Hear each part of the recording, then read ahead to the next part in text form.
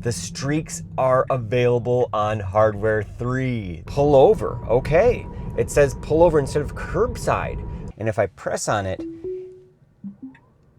it takes off immediately. This is awesome. V14 Lite, I'm telling you, you will really enjoy the experience. A new version of FSD V14 Lite has arrived. It's 2026.20.6.10. I have the release notes pulled up here, and there's basically 6 different areas here that are noted, and there are a couple things that are different and new. So the first thing is kind of about supervised FSD. That's nothing unique, but this second menu here says that you can start self-driving from park, and it says brake confirm requires the driver to press and release the brake pedal before FSD can be activated, which we knew that before, but look at this. It says when brake confirm is disabled, pressing the button will allow self-driving to apply the brakes and engage FSD. So this is really cool. Now it says obviously the driver detection requirements have to be met in order to do that. So you have to be sitting in your seat, your seatbelt has to be buckled. As you can see, my seatbelt is buckled and the start self-driving button is there. And if I press on it, it takes off immediately. So I'm gonna take over because I thought I had to disable that function. Really interesting. So most of you that are gonna be getting this version aren't going to have had experienced the previous version. But let's go into the menu here just in case and check. Let's go to the self-driving menu and ooh, FSD Supervised stats. That is new, 91% self-driving. It tells you how often you're using self-driving. Now, I've been using it quite a bit already on the previous version, and that's a testament to how much I actually use it. A lot of times I do take over to park it, but look at that, you have the stats available in there. Let's see if we have the streak, if that shows up when we take off. You have speed profiles, no Mad Max. We're still stuck with the 4 profiles on hardware 3. And I'm not seeing an option to disable the, oh, there it is, brake confirm. Require brake press and release to start FSD. So it turned it off automatically, which is interesting. I mean, it was like this before, and I'll just show you how that operated. So I don't have a destination in right now, and I'm in drive, so I can't hit the start self-driving button. Or actually I can, it's just not blue. So I can hit it and it will take off. There it took off. I was already in drive, so it's gonna move anyway. I'm gonna put it in park. There we have the start self-driving button. Now if I press it, here's the old version, how it was before. You have to press the brake pedal. So I'm curious when everybody gets this, if that button will be turned on by default for safety. You can see it times out after a little while. I am used to always having that button turned off or that toggle turned off because I test a lot of AI4 cars and it's off automatically because it's kind of a nuisance. Once you get used to using it, it's like, why do you need to hit the brake pedal? It's just an extra step. So I'm going to turn that off. I'm going to put in a destination and we're just going to drive around a little bit and I'm going to get a feel for kind of what I may think is new. It's going to be hard to determine exactly what's new in this version without testing for a couple days. So bear with me as I go through that to see if I can find any differences with parking, etc. So I put in the coffee shop and I'm going to hit start self-driving. It says driving to Dunkin'. Did you see that? It just showed up on the screen. That is really cool. If you have your home in there, I imagine it will say driving to home. Wherever you're going, it shows it on the screen. And look at this, 0.0 miles streak. The streaks are available on hardware 3. This is awesome. If I tap on it, it pulls up the speed profile. So you can't see the streak data or you can't get any extra data by hitting on the streak button. I was always curious about that. I had never been able to test that before. We just did a very difficult unprotected left, but it's literally 2:15 a.m. here in Chicago and there's nobody out on the roads. Well, hardly anybody. So you have 0.2 mile streak. That is awesome. And let's see our parking options. Parking lot, street, pull over. Okay. It says pull over instead of curbside. So previously it said curbside. So that is new. That is really cool to see. So pull over is a little bit more clear than curbside. I made a point about that in my videos, and there was a lot of confusion between street park and curbside, and I couldn't figure it out. Someone had to comment on my post. Look at this, approaching destination. Oh, I just missed what it said there. But look at this, that's new. You see this pull over? Oh wow, so I'm on the map, you can see it says pull over. If I touch on it, okay, it doesn't let me, oh look at that, at destination, park, pull over. The vehicle will pull over near the destination. That is awesome. I don't know if that's something that Hardware 4 does, but I have never seen that before. That was not in the previous version of V14 Lite. Oh, okay, so that's because the maps are being shown. Let me swipe the maps back over again. Yeah, that pull over, and that had a little window there is new. Awesome to see that. If I select park, let's see if it gives me the, yes it does, it gives me the options, parking lot or street. I'm gonna say pull over. Now I'm on a main road, so I'm a little bit unclear what it will do. It looks like it's going inside of the parking lot, so it's not really going to pull over per se. Here we go, turn signal is on.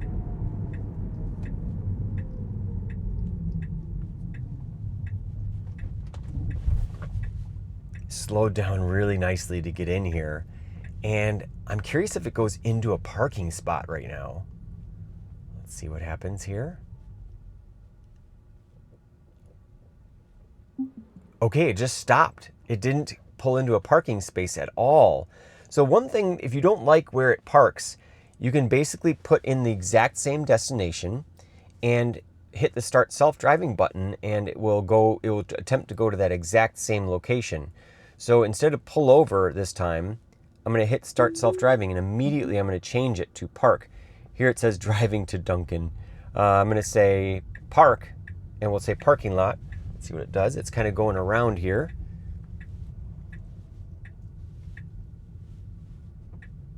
Okay, pulling into a parking spot.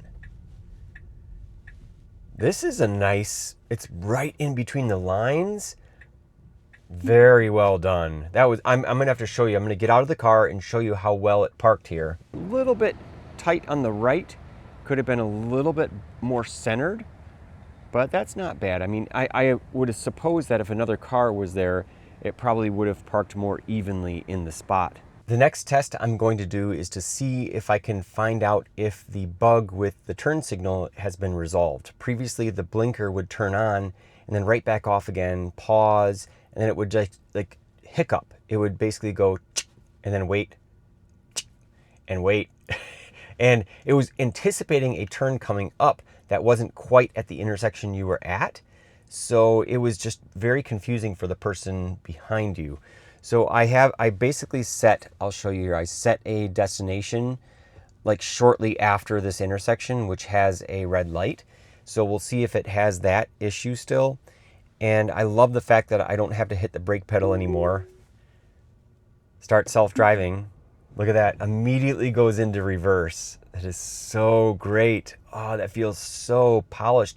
That just gives that extra little, I don't know what to say. It's like the magic touch. Like you feel like it's really a completely automated experience when you don't have to do a single thing except hit a button on the screen. I absolutely love that. We are in the future. Hardware 3 is now in the future. I can't wait for everybody else to get this. I really hope, and I strongly feel that this will go wide early this week. And today is, well, it's now 2:21 a.m. Today is Monday, July 20th. So I imagine everybody else will get it on the 22nd, let's just say, 22nd or 23rd. Fingers crossed that comes true. I will be advocating for that on X. Okay, here it popped up. You saw that pop up. As you get close, that pop up shows up. An approaching destination will park in the parking lot. And that's interesting because I think I picked like a car wash, and they probably do have a parking lot there. We'll find out, and I'm really hoping that this light turns red. Yes, okay, it's yellow. Oh, perfect timing. I was hoping we'd get a chance to see this blinker thing.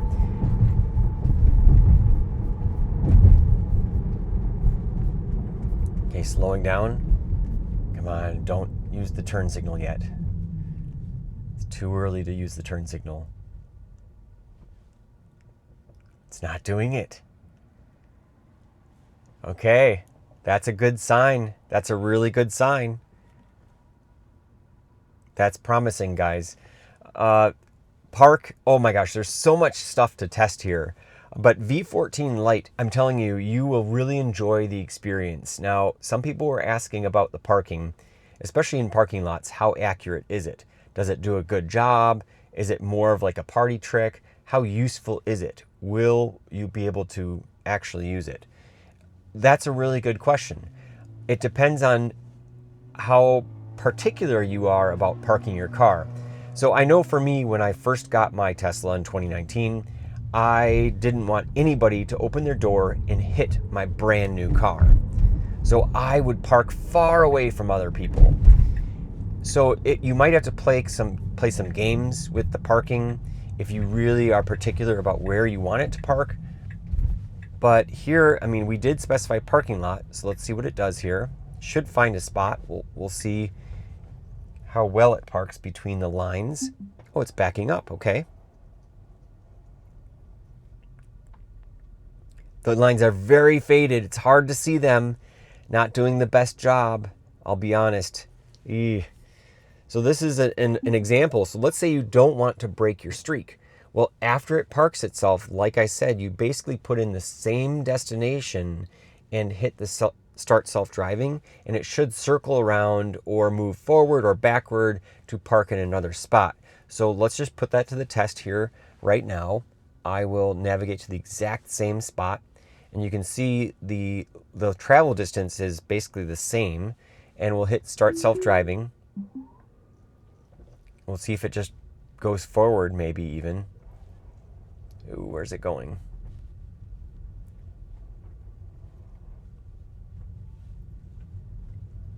Okay, going across to the other parking lot right over here.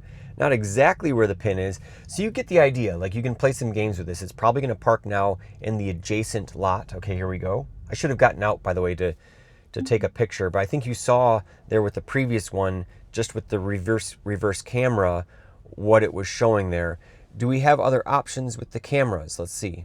Nope, I swipe up and down. That's what you get in reverse. We are right in between the lines. This is a much better parking job. Very, very happy with that. Let's see in the camera, if we pull up the cameras here while we're parked. Okay, camera situation is the same as far as the visualizations go there. Let's see in the menus here if we see anything else that looks different. I'm going to pull up, since we are in park, I'm going to pull up the dash cam, see if we notice any differences in here. Nope, the dash cam looks the same. Okay, I'm gonna put in my home address and see if it parks better in my driveway. And then because it's so late and I have to get this video out as soon as possible, probably be up till 4 a.m. guys. Please subscribe. It goes a long way to support me. I'm such a small creator. I'm trying to get to 25,000 subscribers. I would love to get to 50,000. 100K is my goal. I want that plaque. I am doing my best, guys. Let me put in my home and we'll start self-driving. I'm going to start self-driving even before the home address gets put in there. Hopefully it can find its way out of here. It's going right. I probably would have gone left. That's okay. And it's automatically recognizing my home as a charger, which is cool. That's exactly what I would choose because you want it to really go inside of your garage. Now I have HomeLink. This is a very difficult area to turn left at. There's no traffic. In the middle of the day, it would have been almost impossible to pull out of that parking lot. That would be actually a really good test for middle of the day driving. Oh wow, I think I just found a new challenge.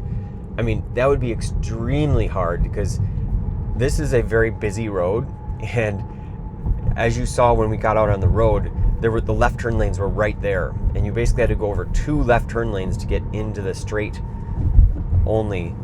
Oh man, that's a cool challenge. I never discovered that one before. So there's so many little pockets where you could put this to a test, you know, to push it to its limits basically.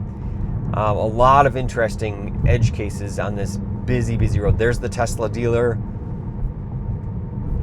Really, really close to my house, like 3 minutes from my house. I am so lucky to have that. They weren't there, funny enough, when I got my car, the Tesla dealer or the Tesla service center.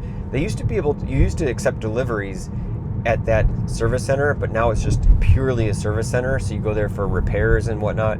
But yeah, I mean, it's a jog down the road. It's like 3 minutes, so convenient. And that is such a blessing. I'm so happy to have that close to my house. But yeah, as I was saying, when I first got my car, that wasn't the case at all. That didn't even exist. This is kind of interesting. You've got a semi-truck that's being towed, and my car's kind of slowing down. It might think that truck is facing me.